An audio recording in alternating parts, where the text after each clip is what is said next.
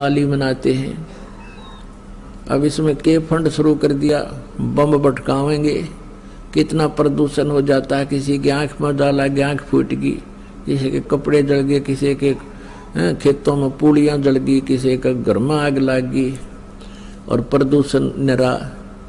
और सारी रात बड़ा बड़ कोई मरीज है, बीमार है, उसने वो परेशानी रहे। ये कोई खुशी का तरीका है? और फिर उद्देश्य क्या? बोला इस दिन भगवान श्री राम सीता ने लेकर आया था, दिवाली वाले दिन वापस आया था, और वह गई भी तो थी काटी उसने 2 साल पाछे। फिर वो क्यों ना मनाया जिस दिन वह माँ दुखी रही, सारी उम्र तंग पाई। इस एक दिन के दिवाली वाले दिन ने के दे दिया सीता जी को। आजीवन भटकती रही, एक जंगल में टाइम पास किया, 2 बच्चों को लेकर के रहती थी। या कुरीतियां संतों ने हटाने की चेष्टा की तो अन्य समाज ने उसको लगाने की चेष्टा की, तो जिस कारण से भक्त और संसार के अंदर सदा से ही विरोध बना रहा। क्योंकि संसार की जो रीतियां रिवाज हैं वो काल प्रेरित है, वो यही रहने की है, और संतों की मर्यादा इस काल की मर्यादाओं से हटकर है, वो भक्ति बाधक है।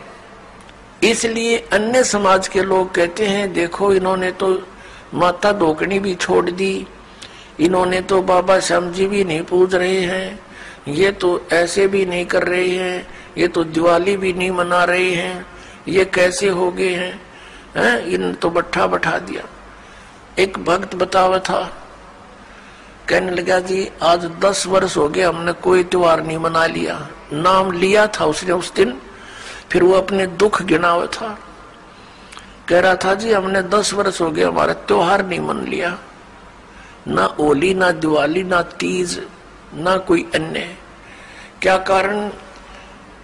कि हमारा परिवार है, कभी तो हमारे घर में कोई खुद जवान भाई की मृत्यु हो जाती है, 1 वर्ष उसकी चिंता पूरी होती है, तब तक दूसरा कोई रिश्तेदार निकट में, जैसे बहन का पति मर गया, फिर त्योहार मने नहीं, फिर कोई बिल्कुल साथ में का केताऊ का मर गया जवान, फिर ऐसे फिर लड़का मर गया। 10 वर्ष हो गए हमने त्योहार नहीं मना लिया। तो फिर इन त्योहारों को किस लिए मनाते हैं? या तो फिर भी मनाओ अगर इतने कंपलसरी है तो। ये कहने का